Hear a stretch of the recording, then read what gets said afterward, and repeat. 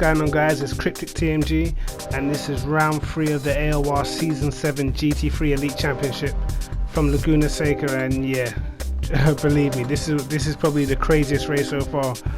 So yeah, I wasn't really looking forward to the race. I don't really like the track. I'm not that good at the track, but I put in plenty of practice to make sure I was up to speed. So I'm gonna leave you with the qualifying lap, and I'll get to the commentary after the qualifying lap. And yeah, trust me, this one was crazy. Peace. See you in a bit.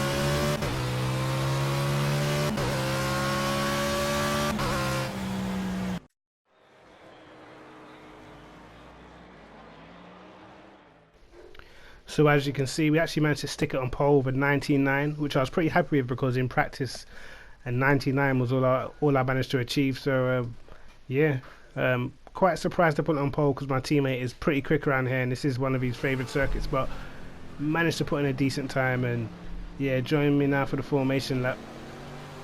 And although I got pole position, I wasn't entirely confident for the race win, just because in practice, even though I did have quite good race pace, in practice I just kept dropping it on the curb. So that was my main sticking point for the race, just trying to make sure I was focused and not making any mistakes, and we should probably be able to bring the 1-2 home. We had quite a big gap in quali, so you know, it was looking good for us, for Team FCR Formula Cobra Racing, to bring home a 1-2. But you already know in AOR it's never as simple as that. And yeah, just crazy what happened in this race. But you can see I actually get quite a good start, and my teammate doesn't cover off CJB on the inside. And yeah, the Bentley's, look at just the speed he had down the straight, even though the straight's not that long.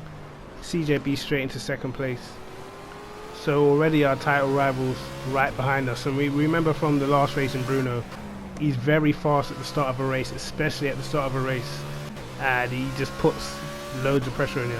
And when you see that big green Bentley with the big grille lighting up behind you, yeah, you always know he's there. You always see a flash in the mirror just to know he's there. And he always brakes super late as well. So yeah, I was just trying to concentrate and stay focused at the minute, trying to pull away, hopefully create some type of gap. But again, we kind of needed to help our teammate out. We kind of need Carl to finish ahead of CJB. We need to try and make sure he's not on the podium. But it's very tricky trying to do that. But anyway, coming through the corkscrew, still got CJ behind us, but we look like we're pulling out like a little bit of a gap. So at this stage I thought, I'm just going to get my head down. I can see Carl right behind him, putting him under pressure. So I thought, yeah, I've just got to get my head down and try and stay consistent. In practice, we was running, within the first few laps we were already getting like 20.5s and 20.4, so I was quite confident I'd be able to pull away if I could just get that gap and get CJB out of my slipstream. But the thing is with practice you drive flat out, not really caring about mistakes, because you can just go straight back to the pits. But in the race you tend to be a little bit more tentative, because a mistake costs you a lot more. And you can see here I make a mistake. I don't know how I didn't get a corner cut penalty then. I broke way too late for the corner, and I missed the turn in. And yeah, it must have been because I literally just left the steering straight, somehow didn't get a corner cut penalty. But at this stage I could see Carl had dropped back, so I was trying to slow up CJB a bit, and just to help Carl catch back up, because I wanted Carl to get ahead of CJB.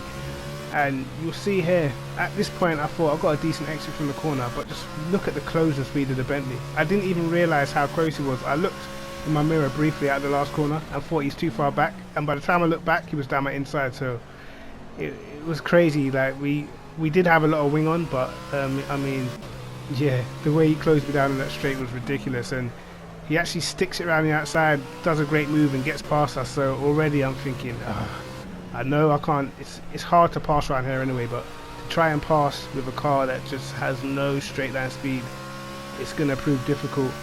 And yeah, I know CJB in that helmet was already smiling at the fact he's got past us. He's gone from third to first in 5 laps. And yeah, it was an uphill battle.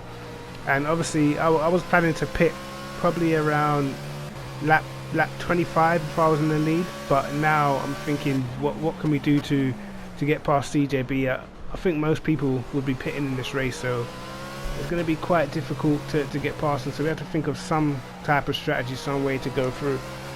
And also, as I said in the last race, when you're stuck behind someone, your tyres tend to wear that bit quicker.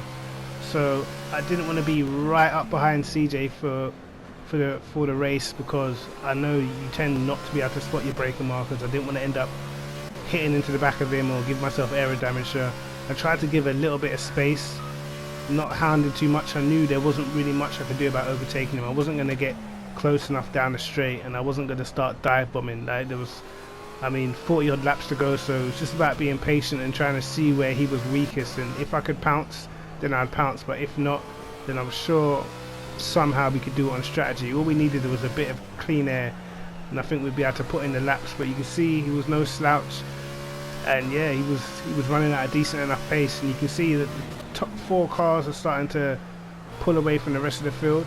And there's a 5th car there. I think that was Gunnar Gamble in the SLS, which is no mean feat, because the SLS is pretty much a dog round here. So yeah, just kept going. You see CJB gets a wheel in the gravel there, and you see how much that slows you down going up the hill. Even for the Bentley, which is a turbo car, which up the hill it should have a lot more grunt than the Z4, but just putting one wheel in the gravel, and you can see how that's closed me straight to the back of him. And yeah, this was the corner that I thought I was pretty quick through, and I thought if I get close enough, I can kind of take a wider line in. And you can see he gets in the gravel again there, and he thinks I'm going to go for the inside, so he covers. And I tried to turn in early, but I just couldn't even see the corner. I ended up turning late. You can see my teammates closed up on me, and you can see when you battle in project cars, it just anyone can stick with you. As soon as you're battling, you start losing seconds, 1 second, second and a half. And yeah, if you look at the times we were doing in the race, and I compare that to the times we were doing in practice, we were like well off our own pace. And that was just the fact that it was so tight, and obviously when it is tight, you got to drive that a little bit more careful. When you've got a car right in front of you, one right behind you, you've got to be defensive and offensive at the same time, and make sure you don't hit people. So it can be pretty hard. But moving on to lap 9, CJB still there, still can't do nothing about him. Teammates still behind us. I think that was Catfish in 4th place, well, Manuel in 4th place. But I think he had the pace to keep up. He must have just gone in the gravel and made a little mistake, but he had the pace to keep up as well. So it was just very tight, and any mistake was going to cost any one of us. And the fact that CJB was leading the championship by, I think it was, I can't remember how much points it was. Maybe I'm going to say 10, 12 points, something like that. I think it was 12 points he was leading the championship by. So we definitely have to finish in front of him this race to close that gap up, because there's a few circuits coming up which I reckon are going to be, well, the second half of the season I reckon is really strong for the Bentley. But you see us, we get down the inside of CJB, going to the corkscrew. This is some risky stuff, because this corner is a nightmare, and I just decided to brake early and just narrowly avoided hitting the back of his car. So yeah, that was a tight one. But again, I try to take a wide line through here, and you can see we closed up quite a bit through that corner. And yeah, it was starting to get tense, and you can see all the battling, we're all just starting to squeeze each other now, and it's just getting tight. Again, I thought I got pretty good exit from this corner, but just Bentley just pulls away easy. I mean, we had so much rearing on. And you can see our teammate now is in our slipstream, so now we've got to start defending as well as trying to attack. And it was all going on this race. It was a lot of pressure. I broke back super late, almost hit the back of CJ then, but somehow managed to not take him out. And me and my teammate touched there, got glued together for a split second. Very, very lucky we didn't stay glued together, because we would have both been off. And yeah, it would have been a nightmare. But you can see, look behind Carl now. You can see the car behind Carl on the mini map. He started to close Carl down now, and I think that'll be catfish. So it was like, geez, we really need to get in front of this Bentley. You can see CJ hits the wall down the straight, and I couldn't believe he did that, because I knew that's damage. As soon as I saw that amount of dust come off the wall, I knew that was damage. So now I'm thinking, I've got to get past him. Hopefully he's a little bit slower down the straight, but I don't know how much it did affect his straight line speed, but it would have needed to affect his straight line speed quite a lot for him to be slow enough for me to overtake him. But at this stage I started looking at my tyre wear, and I started thinking I might be able to get away with not even stopping this race, because the tyre wear was pretty even. 12 laps gone, and yeah, the tyre wear was pretty good. And I was thinking, well, maybe I should just stay out. But then if I stay out and then CJ stays out, it's still going to be very tough to get past him. So it was very risky. At this point I wasn't really sure what to do with the strategy. I didn't really know which way to go. And yeah, especially as now we've seen that he's still got enough straight line speed to keep us behind. Maybe it probably affected his cornering speed, which is the reason why you're going to see us all start to close up on CJ and be all over him. But I still never had enough speed down the straight to trouble him, so I was in two minds what to do. You can see him understeering wide, not able to take corners how he was before. And yeah, I mean, I was fixing to get past him. I was so desperate to get past him, because I could see everyone behind me starting to close in. And yeah, once you get sort of a train behind you, anyone could overtake you at any point. All you need is one poor exit, or me and CJ go side by side somewhere, and then all of a sudden, you know, we've got everyone all over us. So yeah, you see us going up the hill again, and he's still got quite a bit of straight line speed. I was a bit surprised. I thought he would have dropped a lot more straight line speed in that, the way he hit the wall. But yeah, you can see through the corners, we're just all over him now, all over him through the corners, and he just keeps understeering. And this is the corner that I thought I might be able to get him. But no, I backed off. There's no point sending the crazy one up the inside there. And yeah, a lot of the corners it was going through now was pretty blind, because the Bentley is so big that when you get really close, you actually can't really see much. And yeah, you can see Carl now. He's right on the back of me again, and it was so tense at the time. And you can see us lapping 21.7, which is like more than a second off of the pace that we could do. So yeah, we really did need to get past. But again, I thought he was going to get a corner cut penalty then, so I sort of swung to the left, anticipating him slowing down, but he actually managed to get away with it. You see Carl right behind us, and he actually nudges us into the corner. We nudge CJ. I have to slow down as not to get a penalty, and from nowhere, Manuel from fourth, we get banged on, both of us, and he's up into second place. I was raging at this point, raging. It's bad enough being stuck behind a Bentley, but being stuck behind an Audi on any track, in a Z4 is just a nightmare. It's got too much traction, too much straight line. If the guy in front of you in an Audi doesn't make a mistake, you're just not getting past. It's that simple.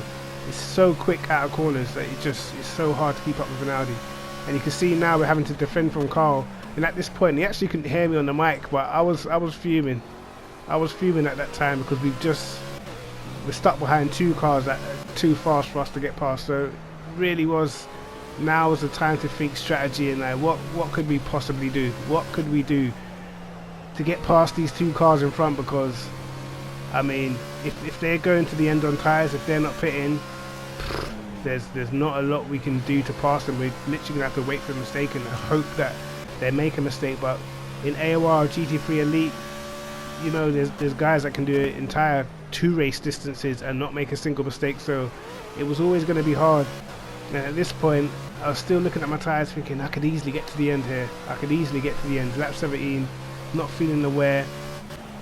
And yeah, I knew I had the race pace, but I knew it was going to be very hard to overtake. So I dropped back a little bit, and yeah, catfish was just all over the Bentley, and I didn't have the speed to take the Bentley on down the straight, but Catfish definitely had the speed to take the Bentley on. You can see he's all over him everywhere. I think he nudged him a couple of times into a corner, and you'll see through a lot of the tight corners we actually close up quite quickly. And yeah, that's like the tight corners and some of the fast bends before the middle sectors where you can really close up on the Audi and the Bentley, but there was just no chance of getting through. No chance of getting through. I don't know what it is. Whenever I follow cars, I always mess up my lines for corners. You see me taking weird lines into the corners because I pretty much look into the distance when I turn through corners. It's weird the way I drive. I don't exactly look at the corner. I kind of look past the corner. So I always mess my line up when I'm stuck right behind someone, which it really does affect my pace whenever I'm like right up behind someone. And you can see where the Bentley and the Audi going side by side it's just slowing us all down. And now if you look on the mini map, Gunnar Gamble in the SLS, he's joining the party as well. So there's 5 people at the front of this race, and at this point anything could happen. Anything could happen at this point. And yeah, it was I just didn't know what to do. I did not know what to do. Did I wait for perhaps Catfish and CJB to have contact, or maybe they wouldn't have contact, or maybe Catfish might get past and start pulling away as CJ blatantly had damage. So it was so tense. I had Carl breathing down my neck all over me, and yeah, it was just, I mean, it was just one of them races where the wrong decision and the race is gone. So yeah, going to the last sector again, and yeah, it was just, I was in two minds thinking everything, and the conditions actually set to foggy and hazy, so the conditions will change midway through the race. We're on lap 19, almost halfway through the race. My tyres were well above 50%, so yeah, I still had plenty of grip, and it was just basically just wait for a mistake, be patient, and in that time try and make sure we keep our teammate behind, because even if Carl got past us in the same car, similar setups, it's going to be very hard to overtake him even. But yeah, you can see Catfish, he's desperately trying to get past. He's got the pace right now, and the damage that CJB sustained when he hit that wall, it's causing him all types of problems. And then I go wide, I get in the gravel, and then I try to close my teammate down, but yeah, he gets us on the outside, and now I'm down to 4th place, starting on pole, driving well off the pace that we could have achieved. And it was just like, I cannot believe the way this race is planning out. And I know myself, when I'm stuck behind people on this game, my pace turns into their pace. Wherever their pace is, that's what my pace will turn into, especially when you're in a car that can't do jack down the straight.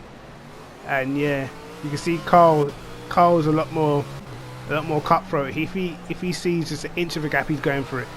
And yeah, at this point I just thought, do you know what, I'm gonna do something different, and I just chose last minute to pit, and I saw a car coming in the pits, and I started to panic, and then yeah, I just went straight over the gravel and decided to just pit early. And I thought, if I pit early, I know the Z4's got better tyre wear than most of the other cars, so it might force them into pitting early, and then they'll definitely struggle at the end of the race, because the Z4 easy 25 laps nowhere.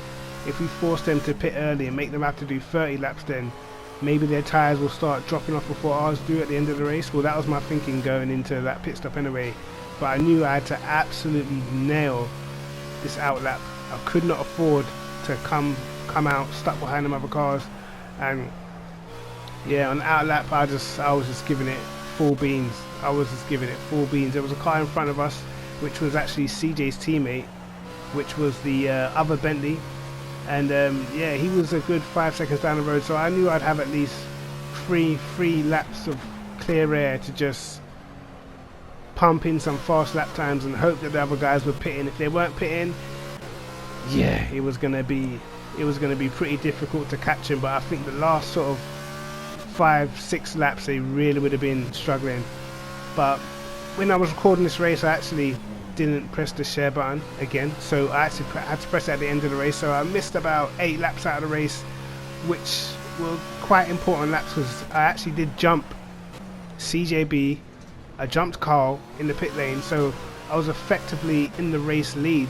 But of course you had Catfish ahead of me, and you had Telmo ahead of me that hadn't pitted, and obviously Glenn hadn't pitted either, but I managed to get past Glenn at the end of lap 29, so I was effectively in the race lead if the other guys were stopping. And I was thinking, there's no way Catfish can go to the end on those set of tyres in the Audi, because the Audi does kill his tyres quite a bit.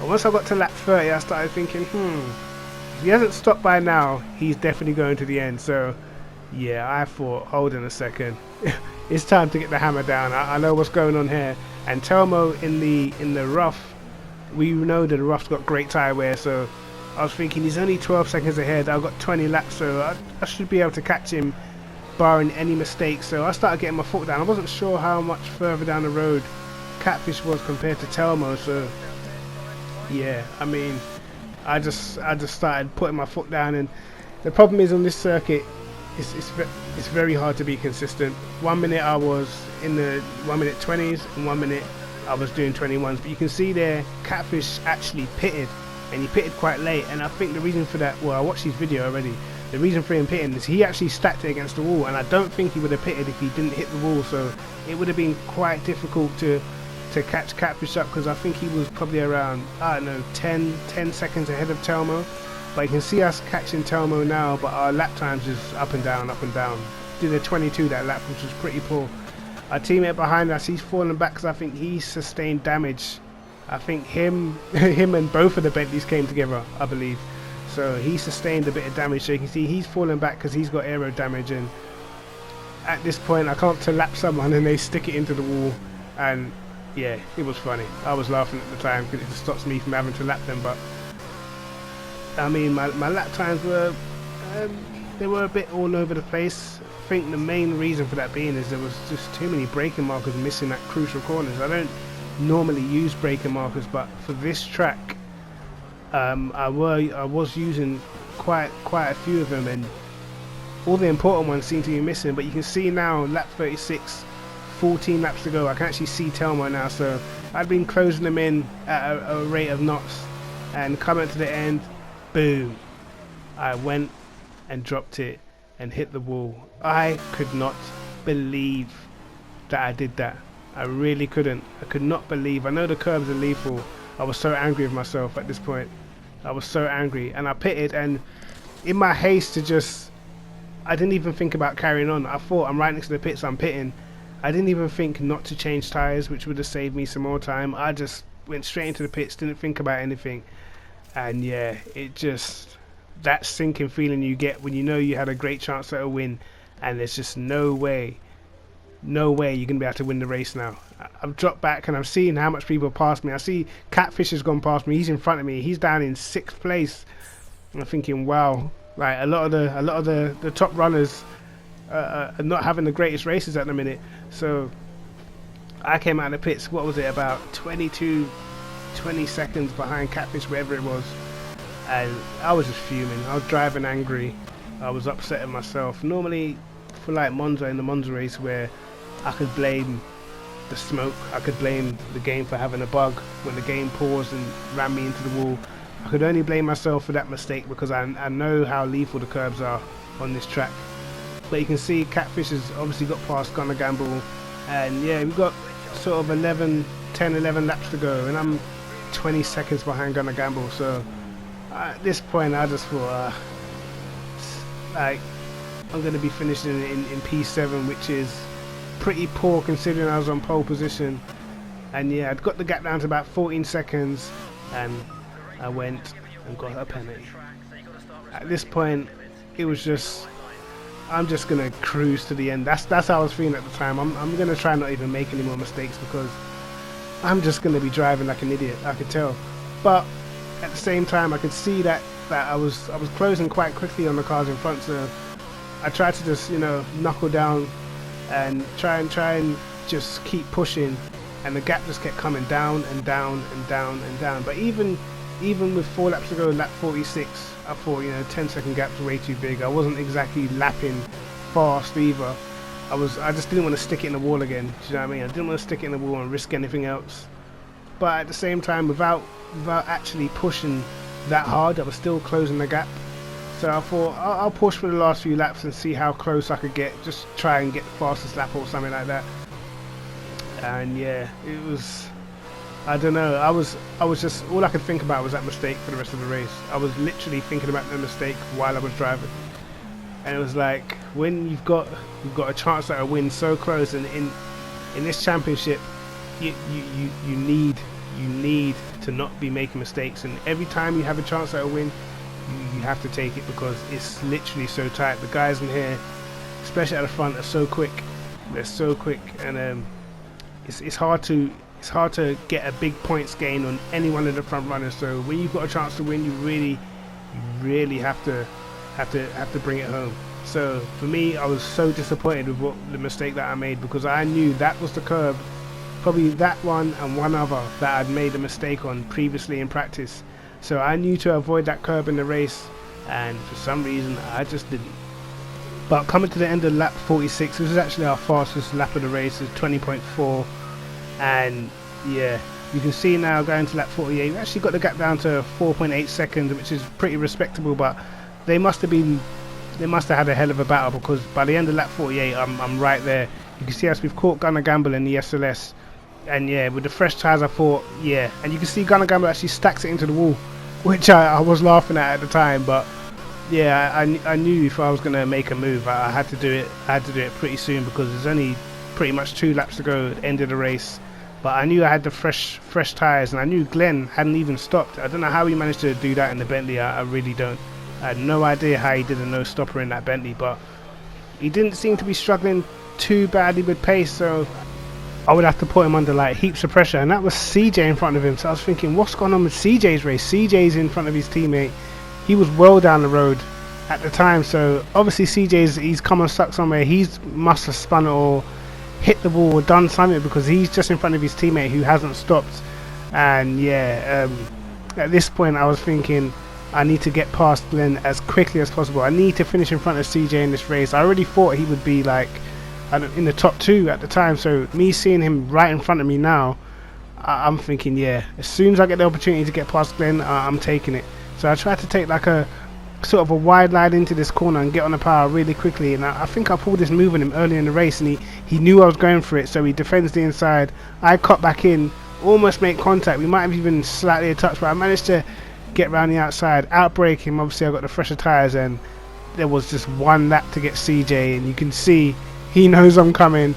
And yeah, I was just so desperate to close down. But look at the pace down the straight. He's pulled out like just over a second going down the straight, so literally I knew by the time I catch him, it's going to probably be towards the end of the lap.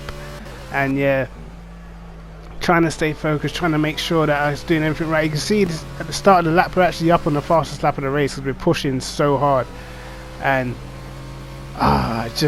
it was so tense at this point, because for me, if I'd have managed to get P4 after the race I wouldn't have been happy. But at the same time, I mean, it's better than where I came out of the pits. And you can see we're right behind him going up the hill. I couldn't even see where I was turning in at this point. I almost dropped it.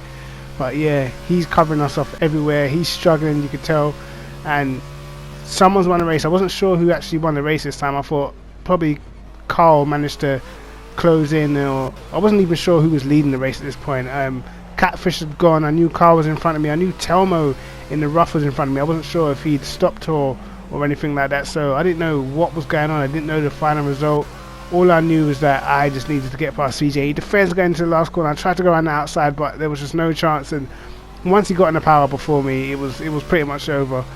And yeah, he's flashing his lights. And yeah, and the end of the race, it was actually Telmo who ended up winning. Telmo started 7th, didn't pit, and he ended up winning the race. And if anyone's going to win it, probably Telmo was the best person to win it, because it means CJ didn't extend his championship lead too far.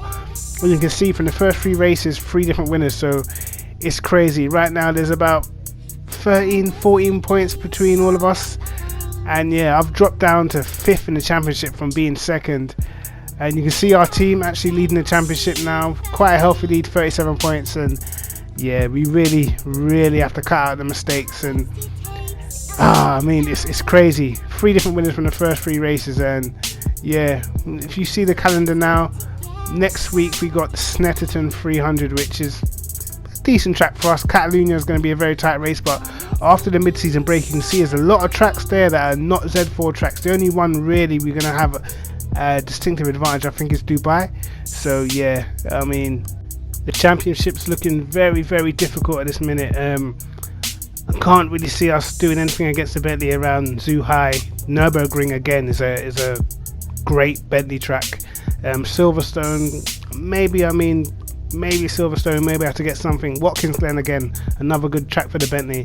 And Dubai, I think, is probably pushed towards the BMWs, the Roughs, and maybe the Audis. So yeah, it's going to be tight, but make sure you tune in next week for Snetterton 300. That's Cryptic TMG. Peace. Remember to like and subscribe. I'm out.